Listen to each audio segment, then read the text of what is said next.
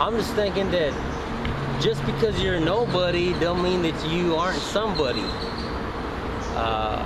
Sometimes the smallest person is the one that you need to hear, because they're out there and they're the ones that are having to take all the dirt that gets unnoticed.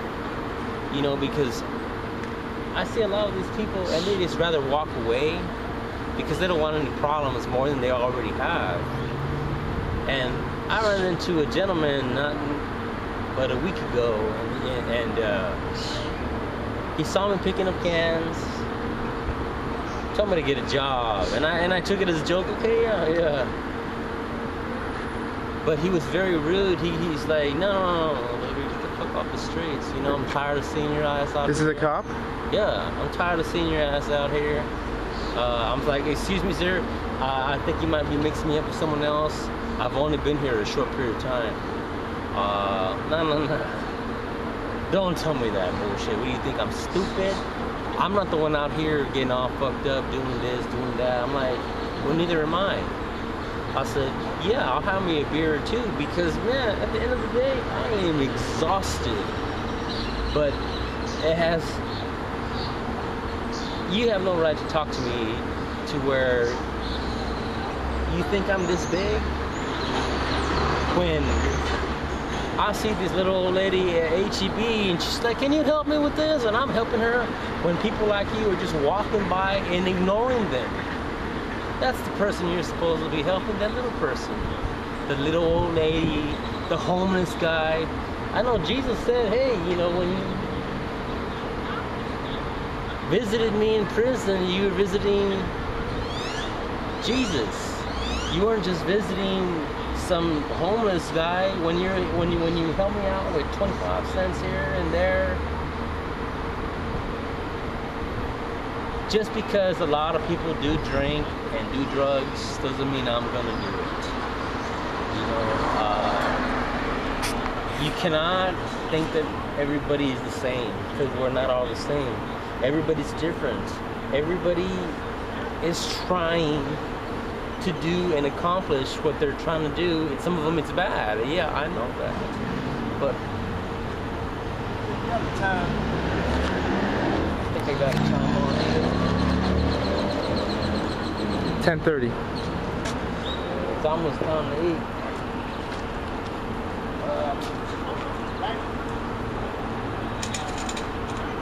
I have a daughter. She knows I'm homeless. I can't bring her out here because of everybody else. You know, if she were to be with me, would that gentleman, cop, whatever he wants to call himself, talk to me that same way? If I have her with me, probably not, because she's young. But at the same time, come on, what about me? I mean, I'm not an old person.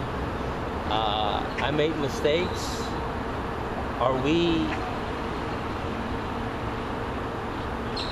supposed to suffer all the time? Even if it's something that's out of our hands? You know, this poor old lady that I try to get to.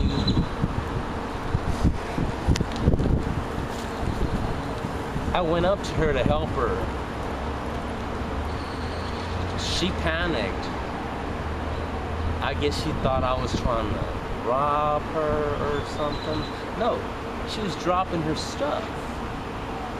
Let me help you, ma'am. I dropped my stuff. Yeah, I got a bunch of cans and stuff. And the security guard came up to me. That was the second time. He said, we don't need you over here. I was like, I'm helping this lady. What are you doing? Just looking at her right here. You just right here, dude. You ain't doing a damn thing. It's just the little things like that. Mm-hmm. You know, come on, man. That's just ridiculous. Yeah, I know that's your job. You're a security job, you know. But dude, you know, you see something that needs to be done, you do it. I took it upon myself, and I get jumped at because I'm a homeless guy, and I look dirty or whatever, had all my cans and everything, and I should have, what he was telling me, I should have just walked away. really, if that was my mom and I saw some guys helping her, I would thank them. It's like, hey, thanks a lot, bro. You know, that's my mother. You know, I know she struggles. Little things like that. I can go on and on and on and on, you know, really. I don't know if they're so much to where it's a big deal, but that's why they overlook it. That's why people don't care. You know, they don't care about us. Some do. I mean, there's a lot of good people here. I've met some very nice people, but because some of us out here are chasing that high, they ruin it, you know.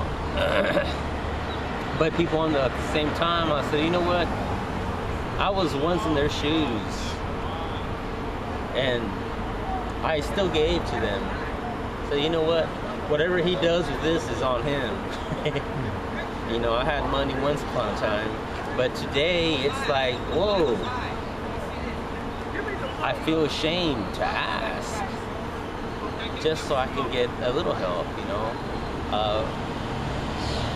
But if you don't ask, you'll never know. I don't really know exactly. I mean, police abuse,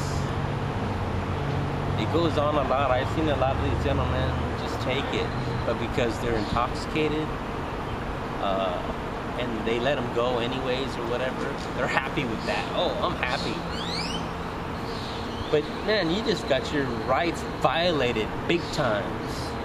But because you're free, they're gonna let you go.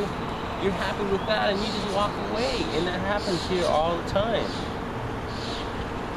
Most of them don't know their rights. I'm just coming to realize what they are. And what I'm happy now is that I don't have to be afraid and walk around here like, you know, I'm ashamed of myself, because I'm not. I made mistakes and I'm trying to fix them. And I know that it's gonna get different. It's gonna get better, and it's gonna change. And then I can maybe come down here and speak for those that can't speak for themselves, man. Because a lot of people, they don't know any better. They don't. They don't know any better. So they get that. You know what?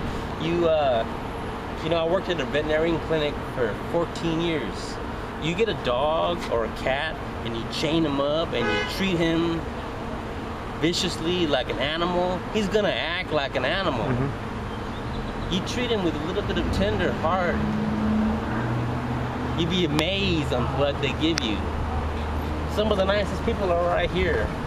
They might not look it, but I know my mom always told me not to judge a book by its cover.